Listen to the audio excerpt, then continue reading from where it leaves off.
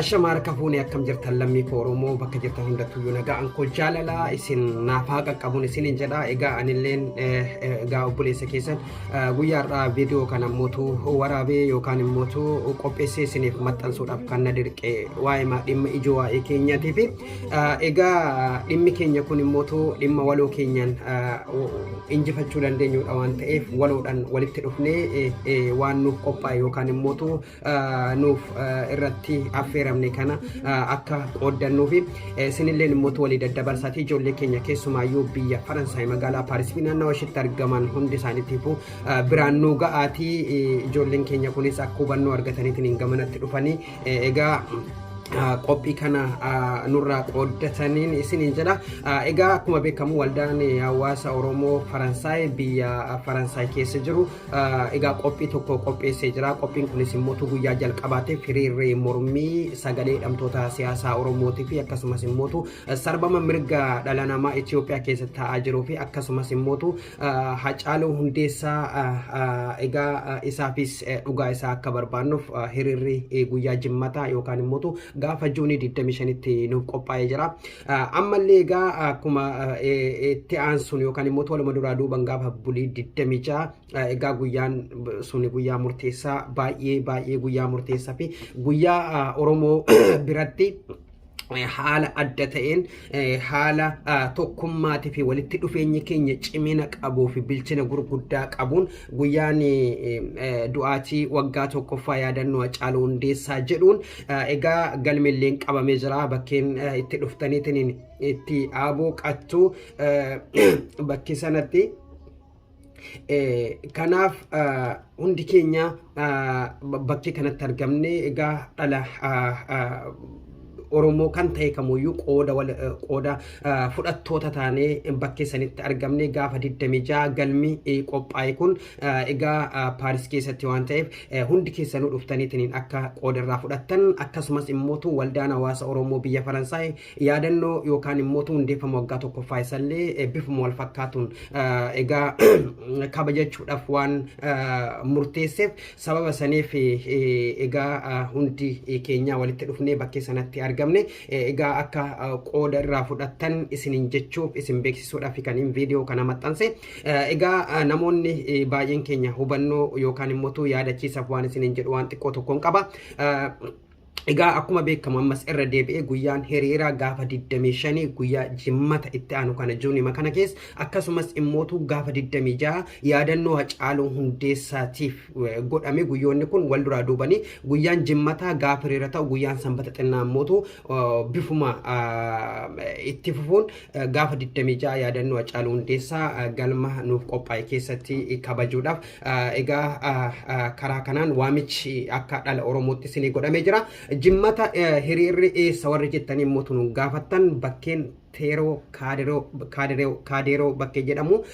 Teeroo Kaadereen immoo metroon jaalleen ni fedha yookaan immoo geejjibni baaburaa jaalleen ni geessa naannoo sana jechuudha. Qabattanii karaa isteeshinii Teeroo Kaaderoo jedhamutti yookaan immoo daayireekshiniin kun gara Turaafel yookaan immoo egaa hambaa seenaa bakkee waltajjii turizimii guddaa Turaafel jedhamu naannoo sanarraa fagoo miti waan ta'eef egaa hundi keessanuyyuu karaa sanatti dhuftanii egaa guyyaa 25 sana hiriira kanarrallee akka qooda fudhattan isin beeksisuu ta'a jechuudha. Itti aanee ammallee immoo inni lammata gaafa 26 yaadannoo Hacaaluu Hundeessatuyyuu gaggeeffama. Yaadannoon kun immoo bifa taattee hedduu of keessatti qabatuun kan hin gaggeeffamu biyya Faransaay magaalaa Paarisitti kan qopheesse waldaan hawaasa Oromoo Faransaay akkasumas immoo maamiltoonni isaanii hedduun isaanii ijoolleen keenya ijoolleen ijaaramanii jiru kan qeerroo bilisummaa Oromoo jedhanilleen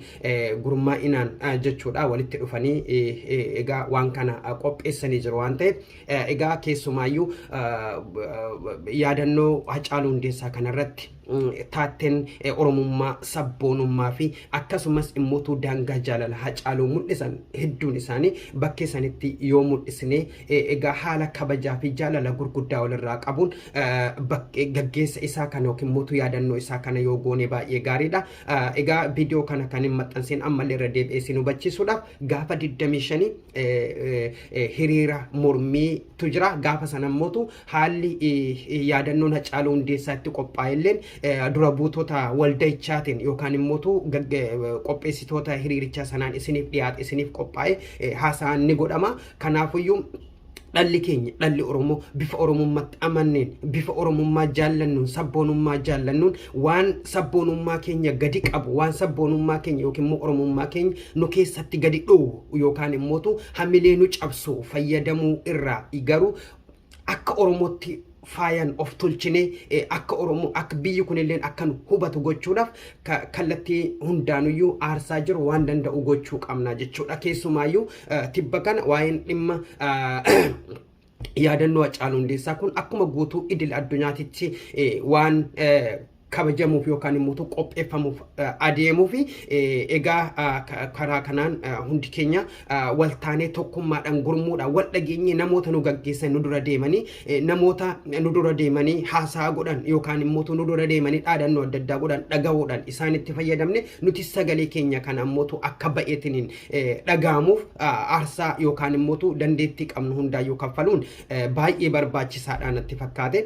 Egaa yaadannoon Hacaaluu Hundeessaa boonsa Hacaaluu akkamitti yaadanna akkamitti Hacaaluu gaggeessa yaadannoo waggaa tokkoffaa isaa kana goona kan jedhu mootu ani fi ati mana keenya keessatti of qorree yaadannoon isaa kun naaf ta'a yookiin mootu yoo dhugama argite Oromummaatti amannee waan Oromoon jaallatu kamuun hin goona kan jedhu ta'e manuma keetti qophooftee manuma keetti ofii keetiif of taatee yaadannoo isaa kana yaadachuudhaaf aarsaa jiru kaffaluun dirqama keetii jechuu barbaadetanii kanaafuyyuu akkasuma simmotu hidhamtoota siyaasaa Oromoo har'a mana hidhaa kanatti akka malitti rakkachaa jiran dabaan cubbuudhaan rakkachaa jiran kanaafis sagalee taanee dhageessifnee sagalee walqixa ta'e sagalee wayyaba ta'e sagalee siigalee jechuun sagalee tokko as qabee tokko achi qabu osoo hin taane sagaleen dhagaamu kamuyyuu akka warra miidhamaa jiruutitti akka dhagaamuuf waan dandeenyu gochuun barbaachisaadha isinin jechuu barbaade. Ani mootu kana kan isinin jedhu beekee osoo hin taane wallaalummaa kiyyaa waa wallaalummaa korraa qabu isin hubachiisuudhaaf. Egaa kanaaf egaa inni dhuma waldaan hawaasa Oromoo biyya Faransaay magaalaa Paaris jiru isiniif qophiilee lama wal duraa duubaan qopheessee jira. Ammallee irra deebiin isin hubachiisa.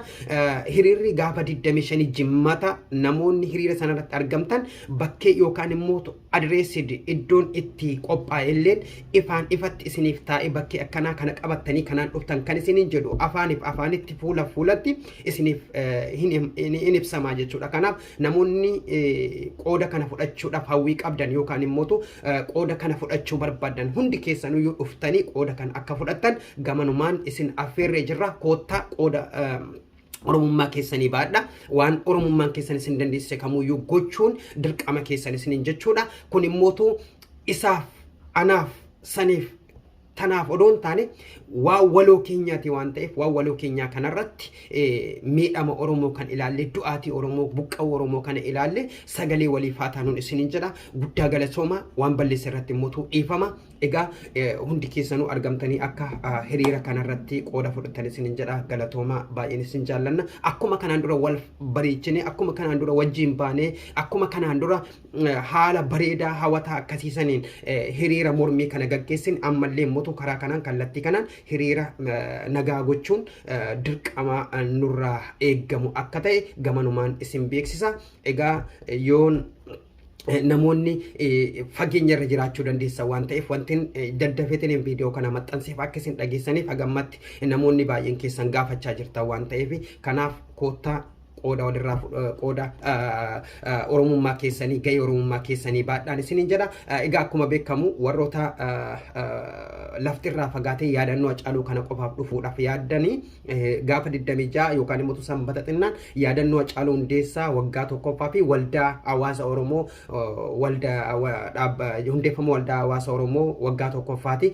Kun immoo jechuun sababuma sana keessa godhamee waldeennis waggaa tokkoffaa isaa waggaa tokko geenye kan jedhu waldaan kun yaadannoo guddaa qaba. Waldaan kun kan dhaabbate Hacaaluu Hundeessaa irratti waldaan hawaasa Oromoo biyya Faransaay kun kan dhaabbate gaafa du'aatiin Hacaaluu Hundeessaa du'u san namni du'aatii sanaaf nama walitti qabamu dhabamee jennaani waldaa kana hundeessanii waldaan kun illee mutu seenaan dagatamne kan waliin adeemuu qaba waan ta'eef waldaa kanallee egaa jajjabeessine waldaa kanallee walitti dhufee namoonni walitti dhuftanii waldaa kana jabeessuu yookaan immoo suphuu barbaadan suphitanii waldaa kanaaf egaa waan danda'ame hunda akka gootaniin isin abdii isinirraa qaba. Egaa inni itti aanu immoo bakkeen warroonni gaafattanii 1916 yookaan immoo 92 la Gareen Kolombees bakkee jedhamudha iddoon isaa yookaan immoo ruu 22 Avenue du Vardani iddoon isaa jechuudha. Kanaaf ibsa walumaa galaa kan isinii kennamu gaafa hiriiraa sana hundiyyuu isiniif walumaa galatti kennama. Kanaaf koottati odeeffannoo guutuu kana waliif dabarsaa waliif qoodan isinin jedha. Galatooma baay'een isin jaalanna. Oraa bulaa.